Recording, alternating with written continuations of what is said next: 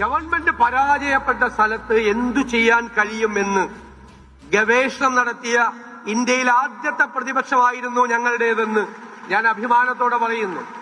ആരോഗ്യരംഗത്ത്, വിദ്യാഭ്യാസ രംഗത്ത്, അടിസ്ഥാന വികസന രംഗത്ത് സ്വപ്ന പദ്ധതികൾ നടപ്പാക്കാൻ കേരളത്തെ മുഴുവൻ ഒരു തുറമുഖ നഗരമാക്കി മാറ്റുന്ന ഏറ്റവും സ്വപ്നതുല്യമായ ഒരു പദ്ധതി, ഇന്ത്യയിൽ ഏറ്റവും കൂടുതൽ, ഒരുപക്ഷെ ഏഷ്യയിൽ ഏറ്റവും കൂടുതൽ ഏവിയേഷൻ പ്രോജക്റ്റുകളുള്ള സംസ്ഥാനമാക്കി നമ്മുടെ സംസ്ഥാനത്തെ മാറ്റാനുള്ള പദ്ധതികൾ ഉൾപ്പെടെയുള്ള നിരവധി പരിപാടികളുമായിട്ടാണ് നമ്മൾ വരുന്നത്. അതിനെല്ലാം നമ്മൾ ശക്തമായ ടീം ബിൽഡ് ചെയ്ത് ഏറ്റവും വിദഗ്ധരായ ആളുകളുടെ സഹായത്തോടു കൂടി കൊണ്ടുവരണം. നമ്മുടെ നാട്ടിൽ ബ്രെയിൻ ഡ്രെയിൻ സംഭവിക്കുകയാണ്. കുട്ടികൾ പുറത്തേക്ക് പോവുകയാണ്. അവരെ ഇവിടെ നമുക്ക് നിർത്തണം.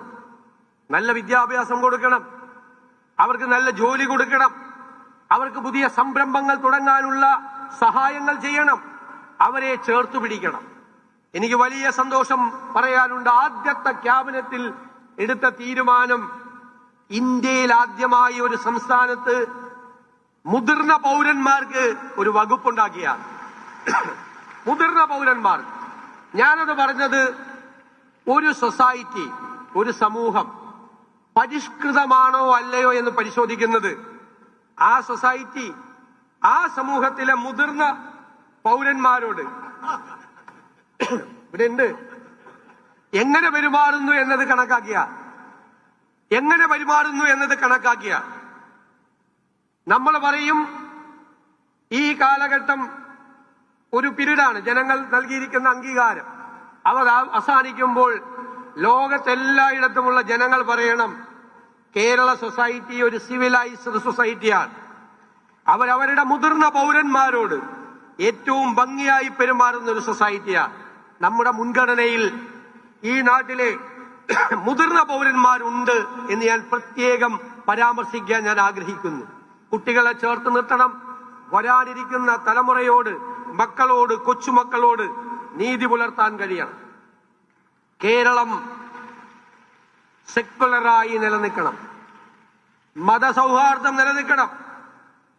എല്ലാം നമ്മുടെ മതേതരത്വം എന്ന് പറയുന്നത് പാശ്ചാത്യ നാടുകളിലെ മതേതരത്വമല്ല, അത് റിജക്ഷൻ ഓഫ് റിലീജിയനാണ്, മതനിരാസമാണ്. ഇവിടെ അതല്ല, ഇവിടെ ഇൻക്ലൂഷൻ ഓഫ് റിലീജിയനാണ്. മതങ്ങളെ ചേർത്ത് നിർത്തുന്നതാണ്. എല്ലാവരെയും സഹോദര മതത്തിൽപ്പെട്ട ആളുകൾക്ക് വെല്ലുവിളികൾ ഉണ്ടാകുമ്പോൾ അവരുടെ മുമ്പിൽ പോയി നിന്ന് അവരെ സംരക്ഷിക്കുന്ന മതേതരത്വമാണ്. അതിലൊരു വിട്ടുവീഴ്ചയില്ല, ഒരു കോംപ്രമൈസും ഇല്ല. ആരും വർഗീയത പറയരുത് എന്നുള്ള ശക്തമായ നിലപാട് നമുക്ക് ലോകത്തോട്, നമ്മുടെ രാജ്യത്തോട് പറയാൻ കഴിയണം അഭിമാനത്തോടെ. ഇത് ഞങ്ങളുടെ മതേതര കേരളമാണ് എന്ന് ഉറക്കെ വിളിച്ചു പറയാൻ നമുക്ക് കഴിയണം. എന്തൊരു നിലപാടാണ് ഈ മനുഷ്യൻ്റെത്! വെറുതെ അല്ലല്ലോ കേരളത്തിന്റെ പ്രബുദ്ധരായ ജനം കേരളത്തെ നയിക്കാൻ ആര് വേണമെന്നുള്ള ചർച്ചകളില് മറ്റൊരാളുടെ പേരും കേരളത്തിലെ ജനതയ്ക്ക് മുമ്പിൽ ഉണ്ടായിരുന്നില്ല. അവർക്ക് ഒരൊറ്റ ഉത്തരമേ ഉണ്ടായിരുന്നുള്ളൂ. എന്തുകൊണ്ടാണതങ്ങനെ? വളരെ കൃത്യമായിട്ട് ഇവിടുത്തെ ജനം അത്രയും സോഷ്യൽ സെക്യുലർ ഫാബ്രിക്കിന് വേണ്ടി നിലകൊള്ളുന്ന ആളുകളാണ്. ഇവിടെ ഇന്നിപ്പോൾ ഈ പറയുന്ന എറണാകുളത്ത് മുഖ്യമന്ത്രി വി ഡി സതീശന് നൽകിയ സ്വീകരണത്തിൽ അദ്ദേഹം സംസാരിച്ച ചില നിമിഷങ്ങൾ, ചില വാക്കുകൾ മാത്രമാണ് നിങ്ങൾ കേട്ടത്. ഇതിൽ കഴിഞ്ഞ 5 വർഷക്കാലം വി ഡി സതീശൻ എന്ന് പറയുന്ന പ്രതിപക്ഷ നേതാവ് കഴിഞ്ഞ 5 വർഷക്കാലം, ഈ ഇപ്പോൾ മുഖ്യമന്ത്രി കസേരയിൽ ഇരിക്കുമ്പോൾ അല്ല, അതിന് മുമ്പത്തെ 5 വർഷക്കാലം അദ്ദേഹം പ്രതിപക്ഷ നേതാവായിരുന്ന കാലത്ത് നമ്മൾ ഇന്ന് വരെ കണ്ടിട്ടില്ലാത്ത, കാണാൻ ഒരുപാട് പ്രായത്തിൻ്റെ ഇതൊന്നുമില്ല, പക്ഷേ പലതും നമ്മൾ കേട്ടതാണല്ലോ. ആ കേട്ട ഇടങ്ങളിൽ എവിടെയും നമ്മൾ കേട്ടിട്ടില്ല ഇങ്ങനെ ഒരു പ്രതിപക്ഷ നേതാവിനെ കുറിച്ച്, അല്ലേ? കൃത്യമായിട്ട് സാധാരണഗതിയിൽ പല പ്രതിപക്ഷ നേതാക്കന്മാരെ നമ്മൾ കണ്ടിട്ടുണ്ട്, പലരെയും നമ്മൾ കേട്ടിട്ടുണ്ട്, അല്ലേ? അവിടെയൊന്നും പ്രതിപക്ഷത്തിരിക്കുന്ന ഒരു നേതാവും ഒരു പാർട്ടിയും ഒരു മുന്നണിയും ഒരു കാലത്തും ഒരു ആൾട്ടർനേറ്റീവ് ഓപ്ഷനെ കുറിച്ച് ചിന്തിച്ചിട്ട് പോലുമില്ല എന്നുള്ളതാണ്. പല പ്രതിപക്ഷ നേതാക്കളും എന്തായിരുന്നു ചെയ്തുകൊണ്ടിരുന്നത്? അവർ സ്വാഭാവികമായിട്ടും ഭരണപക്ഷത്തിനുണ്ടാവുന്ന പരാജയങ്ങളെ ജനങ്ങൾക്ക് മുന്നിൽ വിളിച്ചു പറയും. ഭരണപക്ഷം ഇംപ്ലിമെൻ്റ് ചെയ്യുന്ന പല കാര്യങ്ങളിലും വരുന്ന വീഴ്ചകളെ ജനങ്ങൾക്ക് മുന്നിൽ തുറന്നു കാണിക്കും, പരാജയങ്ങളെ തുറന്നു കാണിക്കും, കെടുകാര്യസ്ഥതയെ തുറന്നു കാണിക്കും, കഴിവില്ലായ്മയെ തുറന്നു കാണിക്കും, അപാകതകളെ തുറന്നു കാണിക്കും. ഇതൊക്കെയാണ് നമ്മൾ കഴിഞ്ഞ കാലങ്ങളിൽ പ്രതിപക്ഷ നേതാക്കൾ എന്ന് പറഞ്ഞിരുന്ന കസേരയിലിരുന്ന ആളുകളുടെ അടുത്ത് നിന്നും ഒക്കെ നമ്മൾ കണ്ടിട്ടുള്ളത്, കേട്ടിട്ടുമുള്ളത് അങ്ങനെയാണ്. എന്നാൽ ഈ കഴിഞ്ഞ 5 വർഷം വി ഡി സതീശൻ എന്ന് പറയുന്ന കേരളത്തിൻ്റെ പ്രതിപക്ഷ നേതാവായിരുന്ന വി ഡി സതീശൻ, ഇന്നത്തെ കേരളത്തിൻ്റെ മുഖ്യമന്ത്രി, അദ്ദേഹം നടത്തിയ ഒരു യാത്രയുണ്ട്. ആ യാത്ര വളരെ പ്രധാനപ്പെട്ട യാത്രയായിരുന്നു. ആ യാത്രയിൽ അദ്ദേഹം ഗവൺമെൻറ് എവിടെയൊക്കെ പരാജയമാകുന്നു എന്നുള്ളത് ജനങ്ങൾക്ക് മുന്നിൽ വെച്ചു. ഇത് മാത്രമാണോ വെച്ചത്? സാധാരണഗതിയിൽ ഇത് മാത്രമാണ് പറയാറുള്ളത്. പ്രശ്നം എന്താണെന്നുള്ളത് എല്ലാ പ്രതിപക്ഷ നേതാക്കളും പ്രതിപക്ഷ പാർട്ടിയിലിരിക്കുന്ന ആളുകളും ഒക്കെ കണ്ടുപിടിക്കും പ്രശ്നം എന്താണ് എന്ന്. എന്നാൽ ഇത്രയും കാലം കാണാത്ത രീതിയിൽ പ്രശ്നം കണ്ടുപിടിച്ചു. അതിനെന്താണ് ഒരു സൊല്യൂഷൻ എന്നുകൂടി വി ഡി സതീശൻ കണ്ടുപിടിച്ചു. പ്ലാൻ ബി എന്ന് പറഞ്ഞാൽ പ്ലാൻ എ, അത് സർക്കാർ ഇംപ്ലിമെൻ്റ് ചെയ്തതായിരുന്നു പ്ലാൻ എ. ആ പ്ലാൻ എ പരാജയപ്പെട്ടപ്പോൾ കൃത്യമായിട്ട് എന്താണ് പ്ലാൻ ബി, ഇതിനെന്താണ് സൊല്യൂഷൻ? സർക്കാർ ഇംപ്ലിമെൻ്റ് ചെയ്ത പ്ലാൻ എ പരാജയപ്പെട്ടു, ആ പ്ലാൻ എ കൊണ്ട് കാര്യമില്ല, പക്ഷേ ഇനി എന്താണ് ഇതിന് സൊല്യൂഷൻ എന്ന് കേരളത്തിൻ്റെ പ്രബുദ്ധരായ ജനങ്ങളോട് വി ഡി സതീശൻ പറഞ്ഞുകൊണ്ടേയിരുന്നു കഴിഞ്ഞ 5 വർഷക്കാലം. അവിടെ ആരോഗ്യ മേഖലയെക്കുറിച്ചുണ്ട്, വിദ്യാഭ്യാസ മേഖലയെക്കുറിച്ചുണ്ട്, യുവജനങ്ങളെക്കുറിച്ചുണ്ട്, വരുന്ന തലമുറയെക്കുറിച്ചുണ്ട്, വയോജനങ്ങളെക്കുറിച്ചുണ്ട്, സ്ത്രീകളെക്കുറിച്ചുണ്ട്, കേരളത്തിലെ ടൂറിസത്തെക്കുറിച്ചുണ്ട്, വ്യവസായത്തെക്കുറിച്ചുണ്ട്, ട്രാൻസ്പോർട്ടേഷനെക്കുറിച്ചുണ്ട്. അങ്ങനെ സമഗ്രമായിട്ട് എല്ലാ മേഖലകളിലും അദ്ദേഹം വലിയ പഠനം നടത്തി, എക്സ്പേർട്ടുകളുടെ അഭിപ്രായങ്ങൾ കേട്ടു, എന്നിട്ടൊരു സൊല്യൂഷൻ അദ്ദേഹം കണ്ടെത്തി. മനസ്സിലായില്ലേ? അത് കഴിഞ്ഞ 5 വർഷക്കാലം വി ഡി സതീശൻ എന്ന് പറയുന്ന പ്രതിപക്ഷ നേതാവായിരുന്ന വി ഡി സതീശൻ അത് ചെയ്തിരുന്നു എന്നുള്ളതാണ്. ഇന്ന് അദ്ദേഹം കണ്ടെത്തിയ പ്ലാൻ ബി, പ്ലാൻ എ പരാജയപ്പെട്ടിടത്ത് പ്ലാൻ ബി, അത് ഇംപ്ലിമെൻ്റ് ചെയ്യാൻ വേണ്ടിയിട്ട് അദ്ദേഹം വന്നു നിൽക്കുക.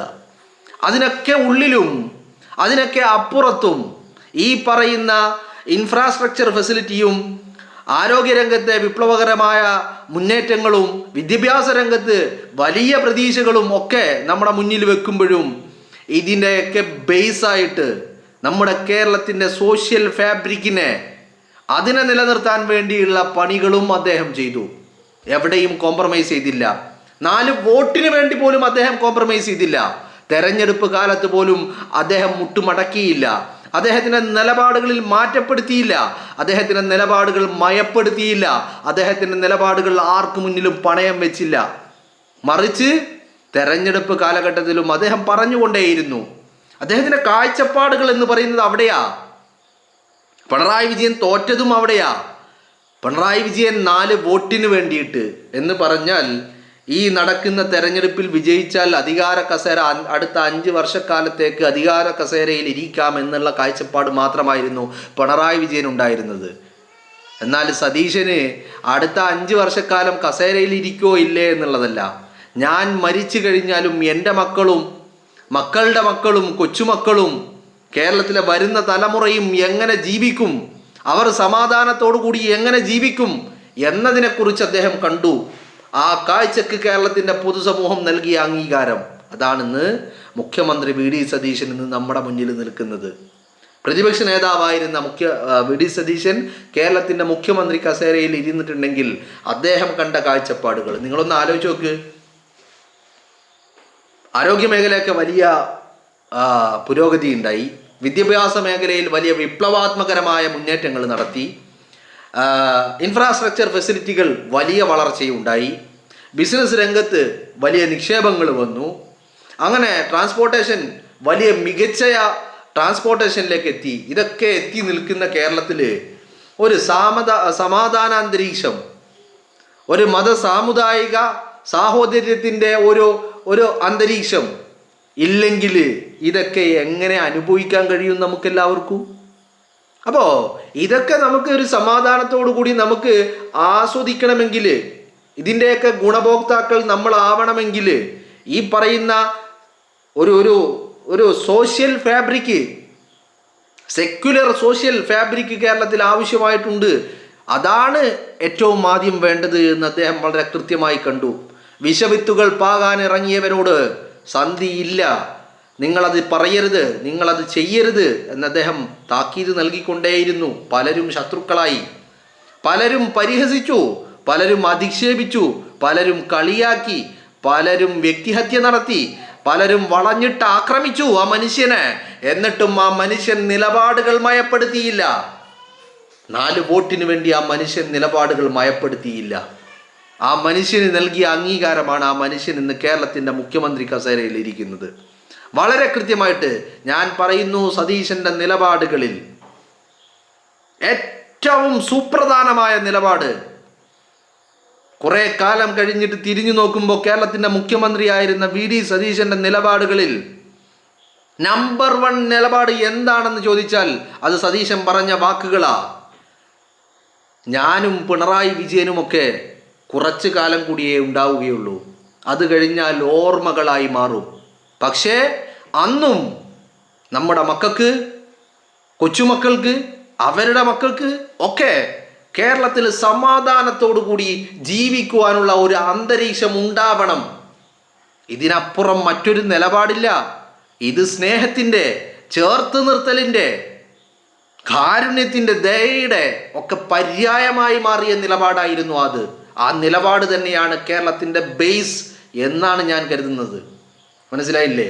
ഇത് കുറേ കാലം കഴിയുമ്പോൾ എന്നെ കേൾക്കുന്ന നിങ്ങൾക്കും, നിങ്ങളോട് സംസാരിച്ചു കൊണ്ടിരുന്ന എനിക്കും, എൻ്റെ മക്കൾക്ക്, അവരുടെ മക്കൾക്ക് ഒക്കെ പറയാൻ കഴിയും കേരളത്തിൻ്റെ മുഖ്യമന്ത്രി VD സതീശൻ അദ്ദേഹം എടുത്ത നിലപാട് ഇതായിരുന്നു ഏറ്റവും മികച്ച നിലപാട് എന്ന്.